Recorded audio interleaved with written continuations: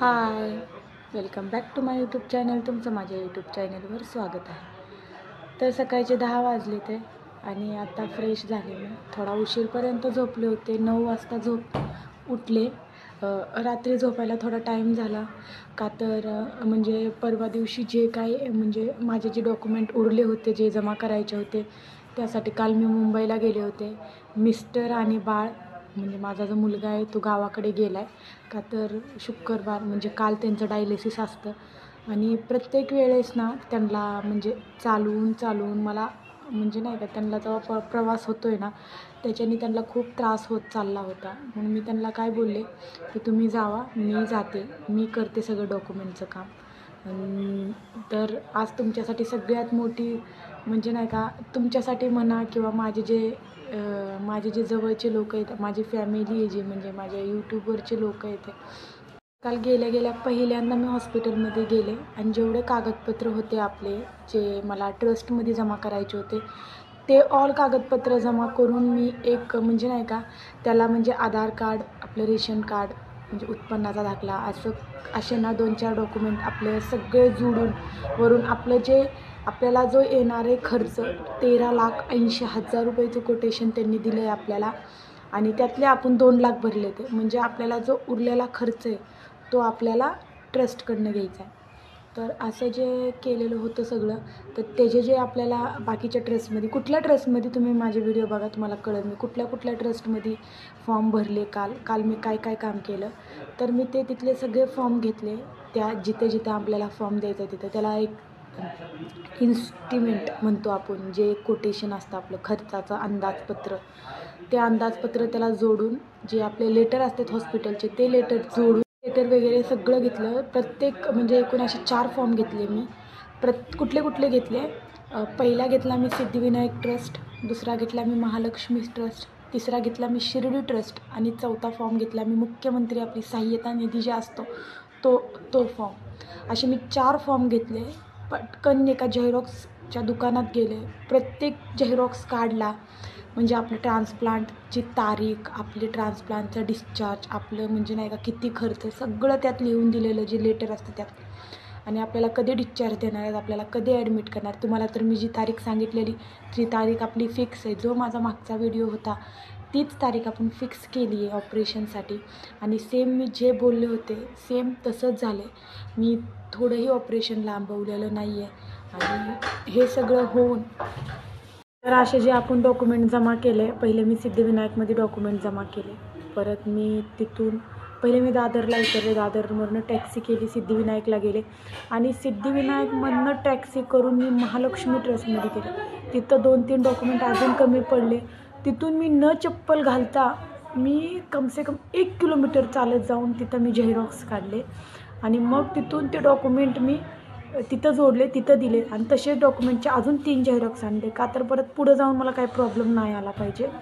मग मी महालक्ष्मी ट्रस्टमध्ये गेले. मग तिथं ते डॉक्युमेंट जमा केले आणि मग तिथलं तर ते क्लिअर झालं सगळं. दोन्हीकडनं मला पोचपावती भेटली आणि नंतर मी गेले आपलं जे मंत्रालय आहे, मग तिथून मी परत हॉस्पिटलमध्ये जायला लावलं आम्हाला महालक्ष्मी ट्रस्टवाल्यांनी. तिथून अजून एक डॉक्युमेंट मागितलं.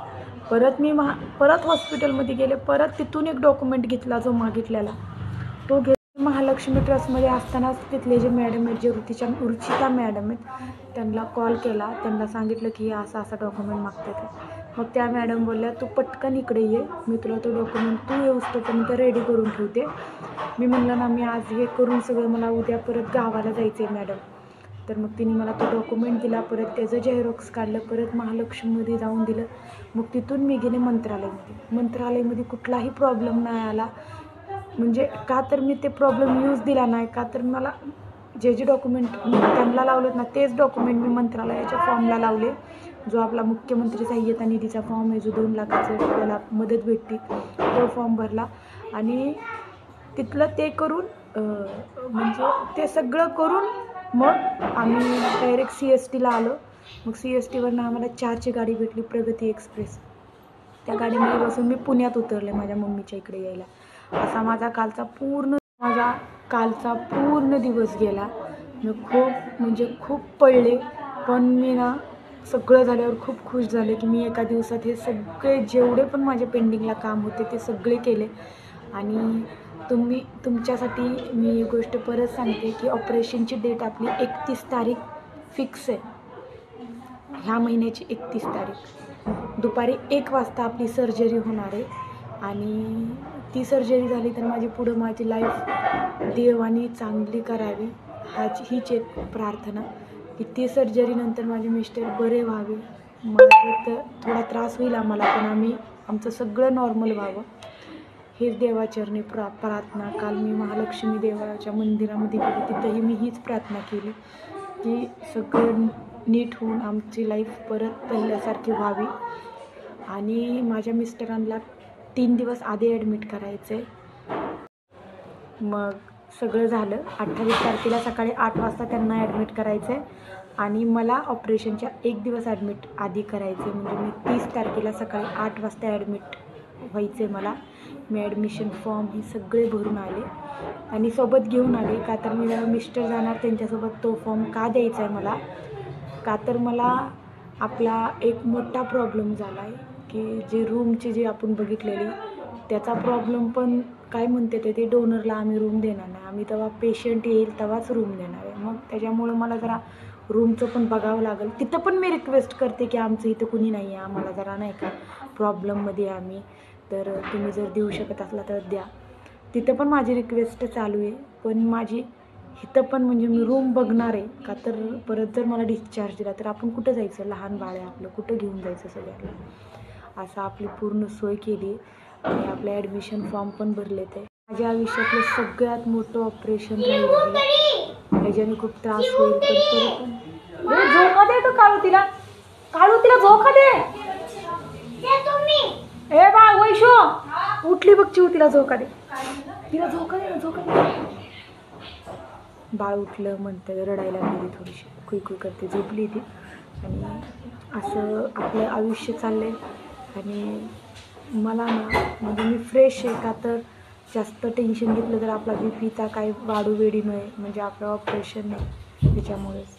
तर असेच माझे व्हिडिओ बघत राहा, लाईक करा, शेअर करायला विसरू नका प्लीज. तुमच्या जवळच्या सगळ्यांना व्हिडिओ दाखवा की माझं म्हणजे माझ्या ऑपरेशनपर्यंत किती व्हिडिओ येतील, काय येतील मला ह्याची गॅरंटी नाही. पण माझं ऑपरेशन झाल्यावर माझी व्हिडिओची गॅरंटी नाही आहे का तर तुम्हाला माहिती आहे की नंतर तरी मी पूर्ण प्रयत्न करेल बनवायचा, पण देवावर.